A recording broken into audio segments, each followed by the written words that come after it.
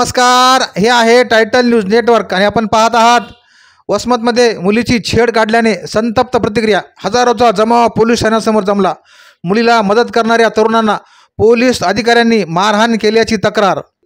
वसमत शहरात रविवारी सायंकाळी भाजी मंडी परिसरात एका मुलीची छेड काढण्याचा संतापजनक प्रकार घडला. यामुळे शहरात तीव्र प्रतिक्रिया उमटल्या. हजारो तरुण व नागरिक या प्रकाराविरोधात पोलीस ठाण्यासमोर जमले.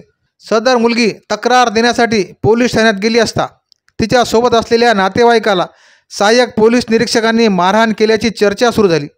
त्यामुळे वातावरण तणावपूर्ण झाले. भर बाजारात मुलीची छेड काढण्याचा संतापजनक प्रकार होतात. तक्रार घेतल्या जात नाही, आरोपीवर कारवाई होत नाही, पोलीस पीडित महिलेच्या नातेवाईकांना मारहाण करतात असे आरोप जमावाकडून सुरू झाले. त्यामुळे वातावरण तणावपूर्ण झाले. कधी नव्हे तो एवढा मोठा जमाव पोलीस ठाण्यासमोर जमला होता.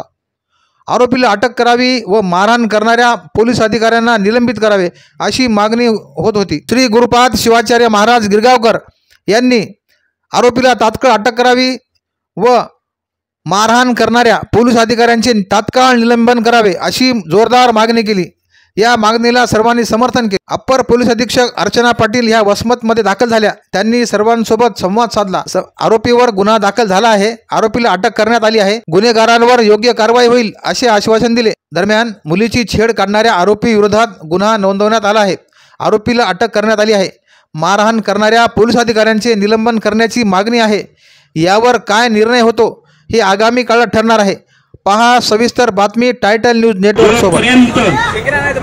जिल्ह्याला न्याय मिळत नाही आणि भैयाला सुद्धा न्याय मिळत नाही तोपर्यंत आपण इथून उठायचं नाही. आपण तर उठणार नाहीच, परंतु गणपती बाप्पा सुद्धा उठणार नाही एवढं लक्षात ठेवा. कारण आज त्या दिदीवर वेळ आली आहे. आज दिदीवर वेळ आली, उद्या आपल्या सख्या बहिणीवरती वेळ येऊ शकते. आतापर्यंत एकदा नाही, दोनदा नाही, अनेकदा घटना घडली आहे. कुठे दामिनी पद्धत आलं मदतीला, मग आपण कशाला मागे सरायचं.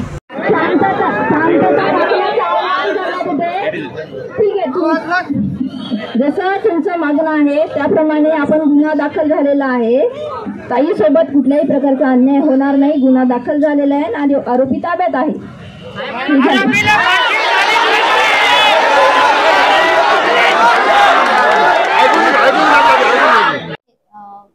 दुपारी साधारणतः 4:30 वाजता महिला जे फिर्यादी आहेत त्यांच्यासोबत एका विशिष्ट समाजाच्या पुरुषांनी विनयभंगाचे अशी त्यांची तक्रार होती महिलांची आणि ती तक्रार आपण दाखल करून गुन्हाही दाखल केलेला होता. त्यानंतर त्या संबंधित इसमाला कारवाई करावी म्हणून संबंधित बऱ्यापैकी काही लोक जमले होते आणि त्यांची मागणी एकच होती की गुन्हा दाखल करा आणि आरोपी अटक करा. आणि त्याप्रमाणे गुन्हा ऑलरेडी दाखलच होता आणि आरोपी पण ताब्यात आहे. आणि जी काय मग नंतर त्यांना त्यांच्या म्हणण्याप्रमाणे मागणी मान्य झाल्यावर त्यांनी शांततेत मागे घेतलेलं. BNS 74 आणि 79 विनयभंगाचे जे सेक्शन आहे त्याप्रमाणे आरोपीवर गुन्हा दाखल. त्यांच्याशी संवाद साधला, नेमकं त्यांचं म्हणणं काय होतं त्याप्रमाणे. मग त्यांना कदाचित गुन्हा दाखल झाल्याची माहिती नव्हती. आम्ही ती माहिती दिली, आरोपी ताब्यात असल्याची पण माहिती दिली आणि मग त्यांचं जे काय म्हणणं होतं त्याप्रमाणे त्यांचं समजून काढून शांत केलेलं आहे. पोलीस प्रशासनाच्या वतीने एकतर महिलांसाठी आता एक दामिनी पथक आम्ही जास्त प्रमाणात ऍक्टिव्ह करावं लागेल. बस स्टँड आणि जे बाजार वगैरे अशा ठिकाणी ते ऍक्टिव्ह करू. आणि कुठली नागरिकांना आव्हान असेल की कुठलीही तक्रार असेल तर तुम्ही तात्काळ पोलीस स्टेशनला येऊन तक्रार द्या, जेणेकरून तात्काळ त्याच्यावर कारवाई करता येईल. तुम्ही महिलांसाठी आपली 1098 टोल फ्री क्रमांक पण आहे आणि 112 जो आहे डायल 112 त्याच्यावर पण आपण कधी पण कॉन्टॅक्ट करू शकता आणि तात्काळ मदत मिळू शकता. आणि महिलांना कधी पण काय अडचणी असतील तर संबंधित पोलीस स्टेशनचे इंचार्ज असतील, मी असेल किंवा SP साहेब असतील, आपण कधी पण आम्हाला कॉन्टॅक्ट करू शकता आणि आम्ही तात्काळ ते तक्रार सोडवण्याचा प्रयत्न करू.